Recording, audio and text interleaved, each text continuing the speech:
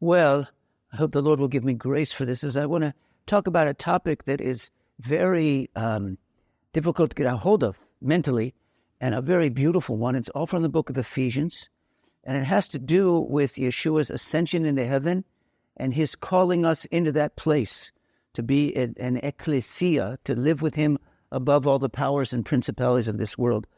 Well, that's a pretty big topic. I just want to touch upon it, and I want to run along his... there's a lot of streams of thoughts in the book of Ephesians, and I want to go along with this one about him, Yeshua, being raised into heaven. He's actually quoting here from Psalm 110. I happen to think that Psalm 110 is the most quoted verse from the Tanakh into the New Covenant.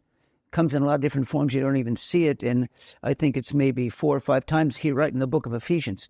So let's start and jump right into that. Let's look at Ephesians chapter 1, and we'll go to verse 19 and 20 and 21. Well, actually, we'll read them together. I want you to notice... we'll go through it. It says, verse 19, "And his incomparably great power for us who believe, the power is the same as the mighty power he exerted when he raised Messiah from the dead and seated him at his right hand in heavenly realms, far above all rule, authority, power, and dominion, and every name that is named, not only in the present age and in the age to come. And God has placed all things under his feet and appointed him to be the head over everything for the church." And I'm going to use the term Ecclesia, and I'll explain that in a minute. So just notice here that in verse 20 that he talks about raising Yeshua up, his ascension into heaven.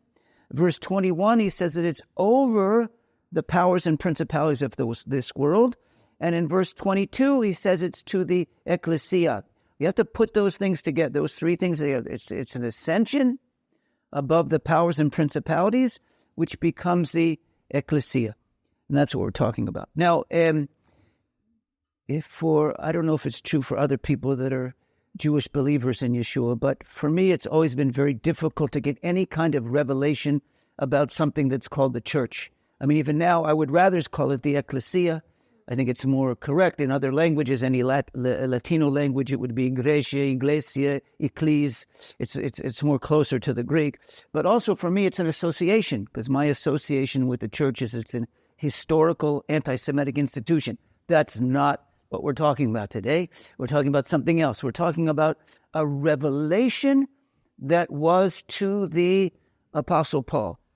It's a big revelation here. It's a deep revelation. In fact, this is the passage. You may have heard it when people say, let's pray for someone to have a spirit of wisdom and revelation. Well, I think you can have wisdom and revelation about anything. But in context, that's 2 verses before this. The thing he's specifically talking about is to have a revelation of what it means for us to be a heavenly ecclesia. It's a thought that does not come naturally to man.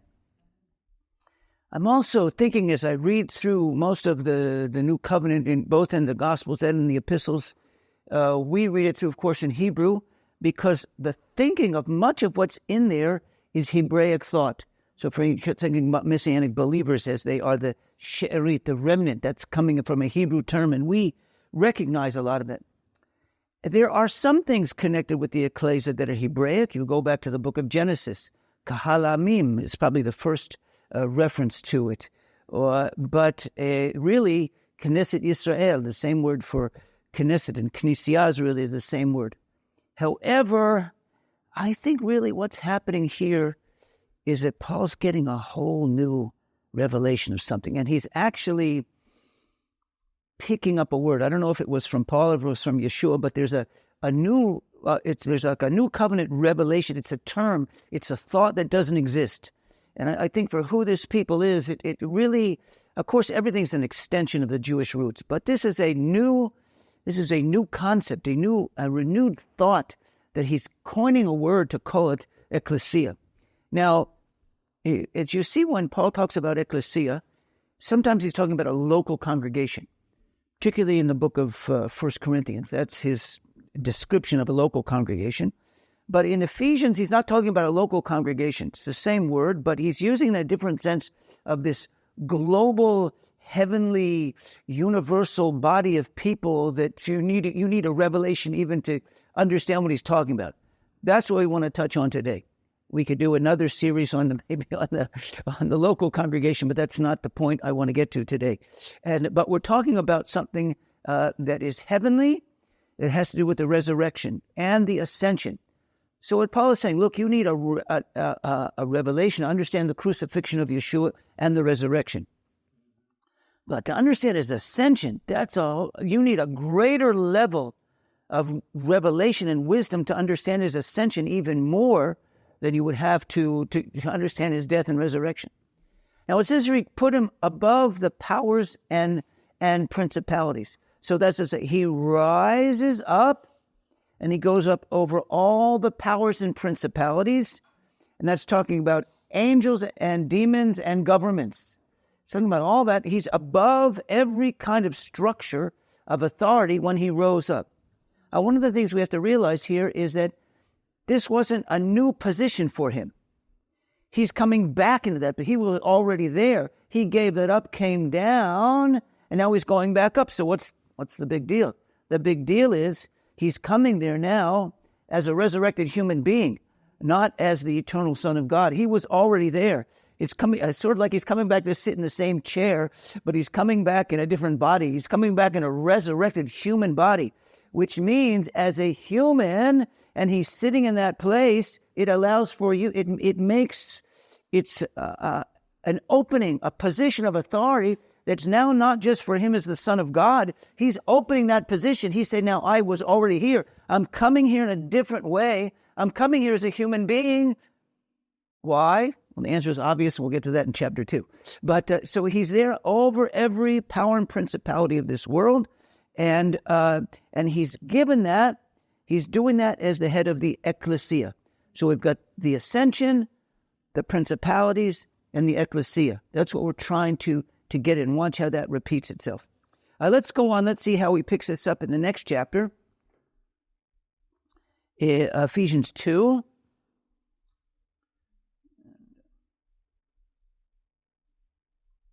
Good. Ephesians 2, let's look in verse 6 and then in 18.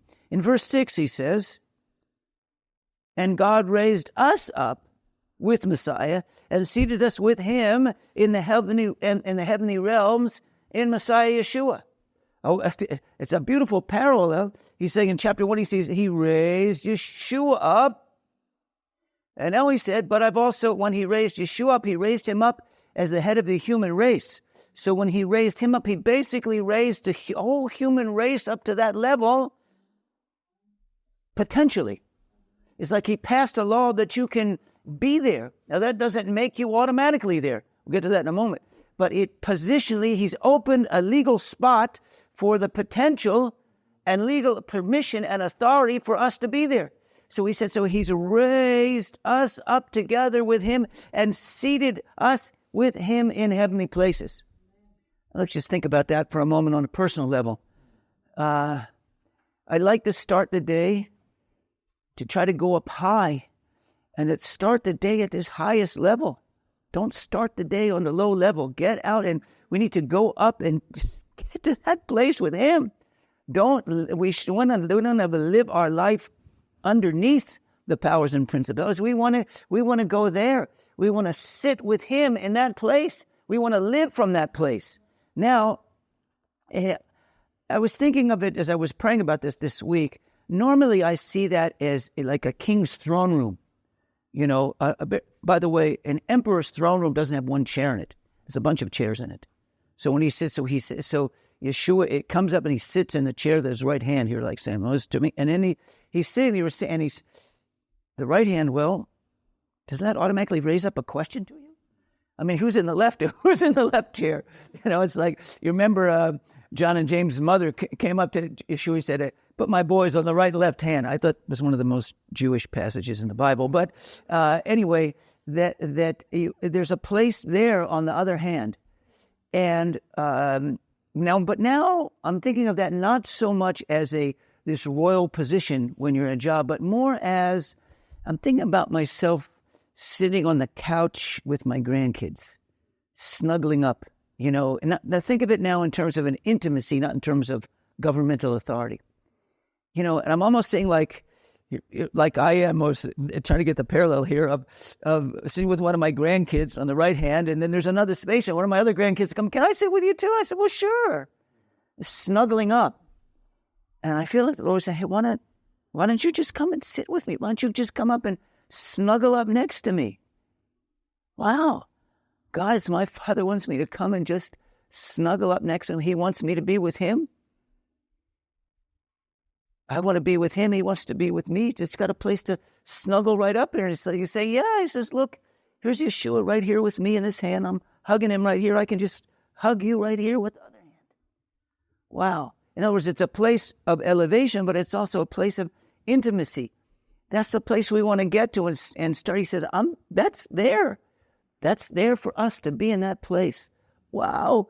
And this, by saying that we have legal position and permission, therefore it is also an invitation. It's not just saying he can be there. He said, I did all this, told him this. I'm inviting you to come there. I'm inviting you to be in that place. Now, he can't make anybody do that. I don't think what your level is, he's not going to make you do that. I was even thinking of the Song of Songs where the bride says, don't wake love up until it's stirred. And it's like you can live on any level you want to. God's saying, listen, I've opened the heavens for you. There's an elevator to me, and you can come right up to me, and you can snuggle right up next to me or sit on my throne with me, but I'm not going to make it happen for you. And if you want to choose to live in a low level of carnal thoughts, you can, or you can come and be up here on this higher level with me. That sounds great, doesn't it? And, well, it means that we have to overcome our normal carnal desire. I remember once when, many, many years ago, when we took our kids to New York for a visit, and I wanted them to see the big towers that were there. And we took the towers up to the top floor. Yeah, the World Trade Center was there. And you get up there, and I remember one of my sons, we got out of the elevator, and he just ran to the window and stuck his nose in the window. And I stood in the middle of that room like, I thought I was going to faint. I mean, I didn't even want to get close to the window. I want to go, can I take the elevator back down now? I don't want to be up here this high. And there's something to live on a high level that sounds good, but it's like you just stepped out of an airplane with a parachute and you're not sure that thing's going to open or not. Living on a high level takes a lot. It takes energy. It takes focus. You're dealing with things that are scary. You're dealing with thoughts that you don't want to, because really, that's, I want to live in the heavenly. But then you got to have to think that you have to deal with the things that God's dealing with. And that's not what we want. We want to just there's part of us that just wants to pull the covers over our head in the morning and turn off the light and just get in under there and just stay there and leave me alone. I just want to dig a hole in the ground and stay. So there's a place there for us, but we have to choose to go up in that. Now, how do we go up into it? Let's look at the next verse, and that's verse 18. And it says, here it was, for through him we have access to the Father by one Spirit. Now, there's another Greek word here. We'll have to bring in some of our Greek experts to go through all these things together. But this is prosagoge, like synagogue. This is like synagogue. This is prosagoge. And so he's saying there's a passageway. There's a passageway that leads up to get to him, and it's by the Spirit. And no, it's not by jumping up in there. It's not by taking an elevator. It's not by even taking a rocket ship up there.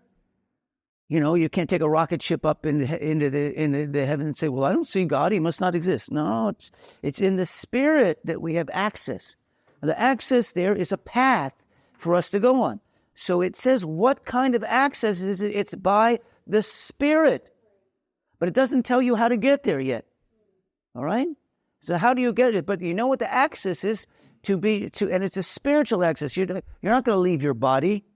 Paul said, I didn't know if I was in my body or not in the body. I'll tell you, he was in his body was down here. What he was saying was that the experience was so real, I couldn't tell if I was in my body or not. He wasn't saying that I was physically transported at that point. But now let's go to see how do you go through that passageway? Is that a good question? Let's do that next week. Come back. No. We'll do it now. Let's go. Just playing with you. It's all right. Now, chapter 3. And verse 12 tells how you go through that passage, where he says, for in him and through faith in him we may approach God with freedom and confidence. Now here's that same word, prosage. So it tells us in chapter 2 that prosage is in the Spirit. And here it tells us how you walk in it, by faith and confidence. If you don't believe, I can say, oh, Asher, that sounds nice. Well, I can sit in the heavenly places with... You got to believe that. That takes a lot of boldness. That takes a lot of faith and boldness and confidence to rise up in the Spirit. So Yeshua has risen first, above every power and principality. He's given us a permission and an invitation to live there. He's opened up a pathway to us for get there, which is through the Spirit. But we walk into it by faith and confidence in the Word of God. That's how you get there. Well, you see, but, well, that's still really open to anybody at any time. Yes. But it does require faith and confidence and spirituality and wisdom and revelation to get there. But it's there. And God's not preventing us. He's inviting us. He would sort of be begging us. I mean, God doesn't beg, but I'm saying he says, I really want you to come up here. This is what Yeshua died and was raised and ascended into heaven for, is to make a place for you here. He doesn't not want us there. This isn't bothering him. He's made all this effort to make a place for us, and he wants us to fill in that place with him, not just one. Although, when you're with God, it's like you're alone with him. But it's really for everybody. I don't know how that works out, but it's for everybody and for each person at the same time. There's a group of people that are supposed to be living in that place together with him, and he calls that group of people, he calls that the Ecclesia. Wow! Now that's a new thought, that's a new word, that's a new, a concept that we need to be able to come to. Now, I want to just go back here for 1 second. And let's look at verse 10 and 11, where there's so much here. There's so many different routes to go, and I'm trying to focus and not get tempted to go in another direction. Verse 10 and 11 says this. Chapter 3. We're still in chapter 3. Yeah. Just back up a verse. It says, his intent was that now, through the Ecclesia, the manifold wisdom of God should be made known to the rulers and authorities in the heavenly realms. Whew. That is a heavy-duty verse. Now let's think, we'll just see if we can get this right now. Remember what he said. Remember in chapter 1, we did his ascension, the powers and principalities in the Ecclesia, those three terms. Now he's got two of them here. He's saying now the powers and principalities are there. And now he's saying through this group of people, this new thing that I've created, which never existed before, this Ecclesia, this heavenly group of people, I am going to make known my manifold wisdom. I mean, the words here they're just too heavy. The wisdom that he's going to manifest is Sophia. We've heard that. Sophia means wisdom. But he said, my manifest wisdom here is polupoikos. Polu like polytechnic, many poikos working. It's like the many working wisdom of God. And then he says, I want to make it known to you, gnolizo, which means to give you make it so you can just get recognize it, see it, that you can get an understanding of what God's multifaceted, multi-working wisdom is. And how is he going to do that? Through this group of people. There's something that God wants to show to the world, to show to the angels, to show to the demons, to show to the human race that can't be seen through God himself. It can't even be seen through Yeshua. It has to be seen through this Ecclesia, this group of people, that it has now become this heavenly group of people. Wow! There's something about when we take our place there and come together into that God can reveal something about who he is that he can't do in any other way. I hope something inside of you is jumping like it's jumping me and say, I want to be part of that thing. I want to be part of what that is. Now, of course, each one of us, but it does demand for us to be together, because there's something that God can show who he is through Yeshua. A little bit he can show who he is through any one of us if we believe and get filled with the Spirit. But there's something more when it's Yeshua and all of us together in one, that he can demonstrate who he is in a way that he can't demonstrate in any other way. And he said, come on, come here. I want you to be pieces in this puzzle. I want to show something who I am, and I got to put you in this puzzle. The centerpiece of the puzzle is Yeshua. But he's trying to get us all in there so we can go there, so he can manifest himself through us. And one of the things I think, which is a whole nother lesson, I don't want to go there today, but remember we've talked about that. There's a whole nother stream that through the Ecclesia, he shows this is the mystery. The word mystery goes all through, and I won't do that today, but I'll just give you a hint. Mystery in the Bible is when you take two things that are different and put them together and they turn into a third thing. A thesis, an antithesis, and a synthesis.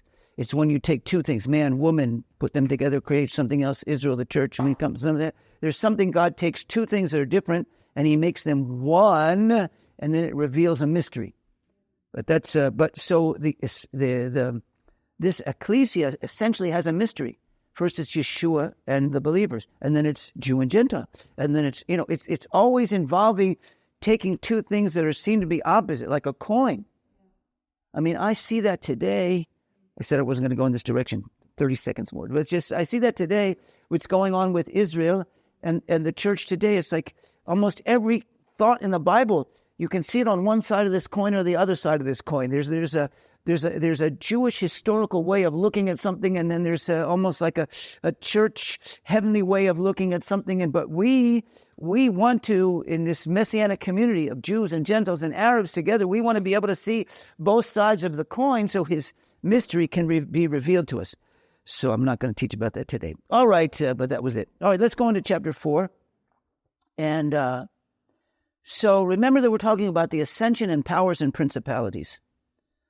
And now let's look at verse 10 or 11. He who descended, we're at Ephesians 4:10. He who descended is the very one who ascended higher than all the heavens. By the way, he's doing something beautiful here.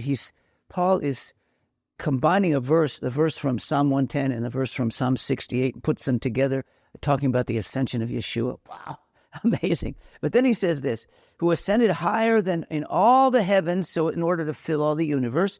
And then he says, so Messiah himself gave apostles, prophets, evangelists, pastors, and teachers. What? Wait a minute. I thought we were talking about the ascension of Yeshua, powers and principalities in the Ecclesia. We are. Now he's taking us another step forward. One thing I want you to notice here is that this is post-ascension. You see what he's saying? Yeshua ascended, crucified, raised from the dead, ascended, and then he gave certain ones to be apostles and prophets. Is this talking about Old Testament prophets? He's talking about the 12? No. He's talking about post-ascension. This is post-ascension apostles, post-ascension prophets. This is something for the Ecclesia. This is positions in the Ecclesia that he's talking about. And then he says here that again, he mentions the powers and principalities. So what's going on here? Let's look at it this way. What is this thing, this Ecclesia? It's an alternative. Before you get to the Ecclesia, 2,000 years ago, you have angels and demons, and you've got Israel and the nations, as God defines them in the Bible. Angels and demons, of course, there was only one angels. They were only all good angels. 1/3 of them rebelled, so they became angels and demons. But demons are just angels that sinned. And you've got Israel and the nations. All the nations are the same, but God made a covenant with the Israelite nation. So you've sort of got these four groups. Angels, demons, Israel, and the nations. And now it's like he's creating something. He's creating something that's where is it? I mean, is it angels? Is it demons? Is it Israel? Is it the nations? He's popped a mystery creation, and he's creating something that's a heavenly body and an earthly body at the same time. I mean, this never existed. It's something that's made up of people that are on the earth, but they're sitting in heaven together with Yeshua over the powers and principalities. Now, not only is it's an alternative, now as I understand this also, I'm just talking about stuff I read from a concordance. I'm not an expert in Greek at all, but I understand ecclesia can mean those who are called out, ecclesia, those who are called out. But the word ecclesia also meant the representative senate or government in the Greek state. In other words, it's a governing body. So you can look at the ecclesia, as I see it this way, is you're being called out of human society, which is evil. So the ecclesia is the contrast, the alternative to the cosmos. Human society in the New Testament is called cosmos. It's evil. It's the evil cosmos. And out of that, he's calling people to form an alternative society, an alternative good, godly society, which is the ecclesia. The ecclesia is his alternative to the cosmos. But he keeps coming back and talking about powers and principalities. So it's not just an alternative society, it's an alternative government. It's an alternative government, but it's a heavenly government. It's not a government in competition with the politics.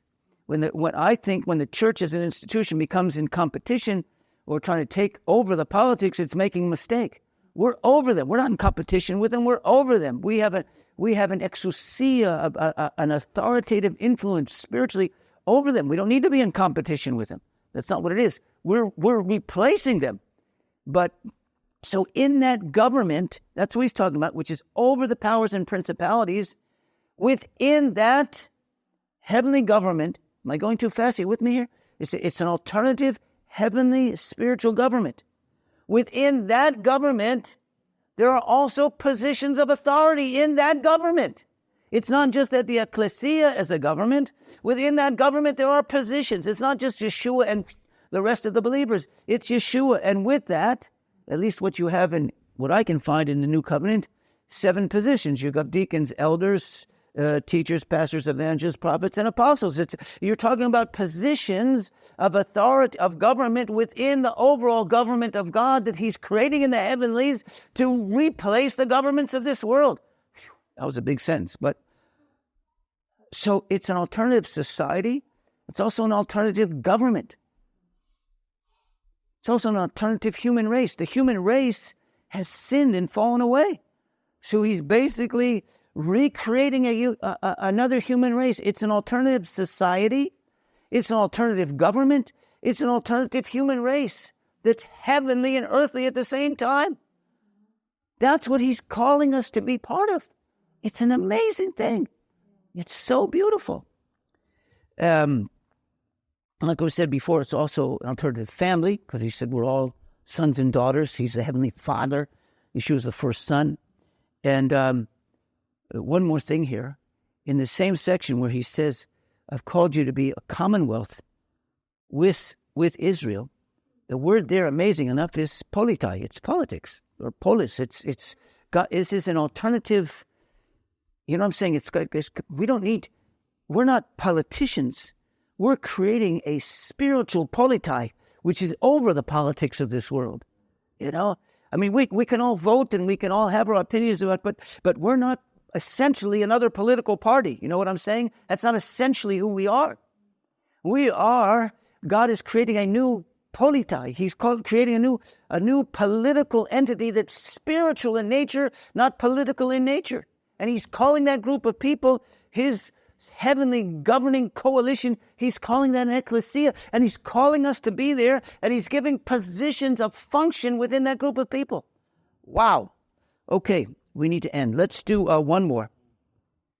I'm going to see this in context again. Let's jump all the way up now to chapter 6. We'll close with this. Notice the word powers and principalities. You would know the verse right away, but you probably never made the connection with this. It's in the same series of verses, and that's Ephesians 6:12. In warfare, this alternative, heavenly, global, spiritual human race, alternative society, alternative family, alternative government, alternative nation, the world hates it. So there's a war going on. And it's a war, and it's not between Gaza and Israel. That's not the real war going. That is part of the war. But I'm saying it's global jihadism. No, it's even more than that. It's global truth and light. Yes, but it's even more than that. It's this. Ephesians 6:12. For our struggle, our battle is not against flesh and blood, but against rulers, against the authorities and the powers of this dark world and the spiritual forces of evil in heavenly realms. See, it says Yeshua rose into heaven above the powers and principalities. And he's called us to come up there with him. And he's basically making us to be an alternative higher level of power and principalities. And he said, you're having war against the powers and principalities of this world.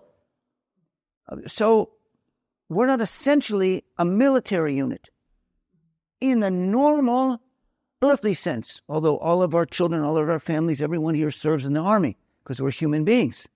We fight for righteousness. But as the Ecclesia, we're a heavenly army that's destroying these powers and principalities. We're bringing them down.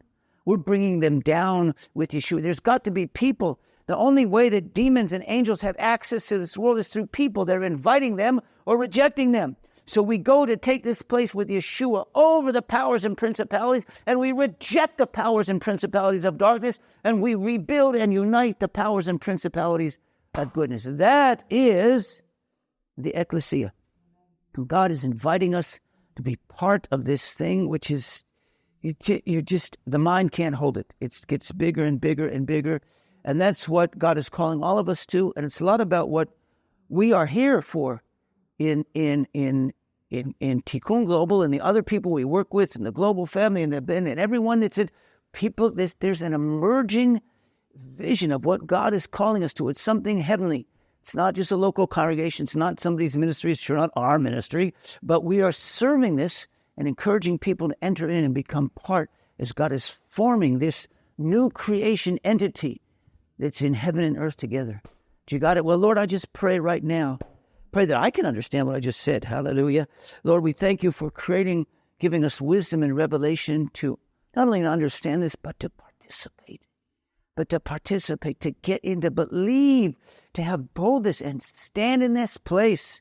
Yes, our bodies are here and we live in this lower level and all the dirt and junk that's going on in this world, yet our hearts are openly with you in the heavenly places. We live both in the midst of it and above it at the same time. We're individuals and yet we're a group, body together in the heavens.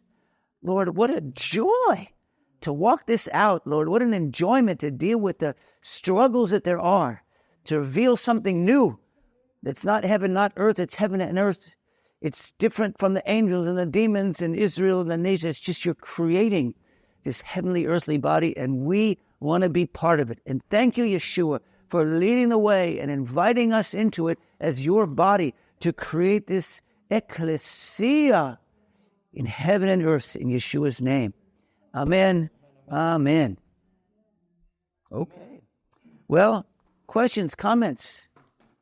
I'll say one thing, if I may, which I hadn't thought about before, but as you were teaching Ephesians 2:6, where it says he seated us.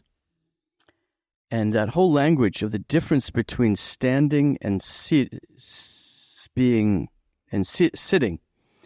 for him and for us, and that the language of Psalm 110 is that, if I understand the culture of the kings and the courts, and in ancient times, that you walk into the presence of the king to honor, to worship, or for judgment. He's sitting down.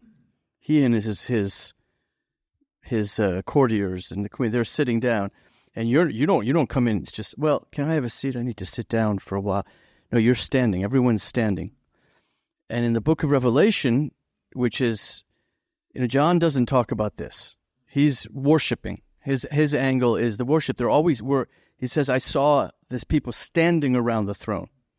So we're in these both positions. We're worshiping, but when you're worshiping, you're standing, he's sitting, right? And because he has sat down finally, he doesn't have to get up anymore. Yeshua. It's not just rest, it's the throne. It's you sit on a throne, you don't stand on it, okay?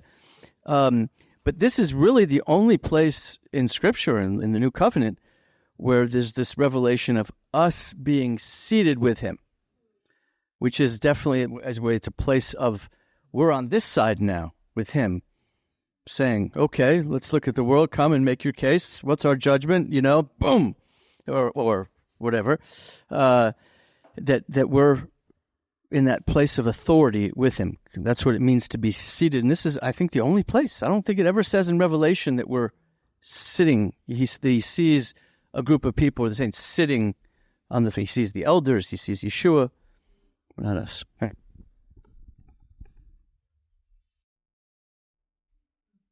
He mentions that in Matthew 19:28, I think, where he says, when he says to the apostles, in the kingdom to come, you will be seated on thrones with me. So, but that was it wasn't exist. Yeshua's kind of prophesying about something that doesn't exist, where Paul is starting to see it.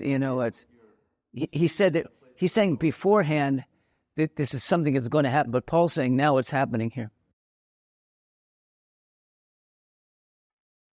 I was also, didn't mention it there, but I noticed a few places he repeats a word which I hadn't known before, which is a simple word which is nun, which in Greek is now.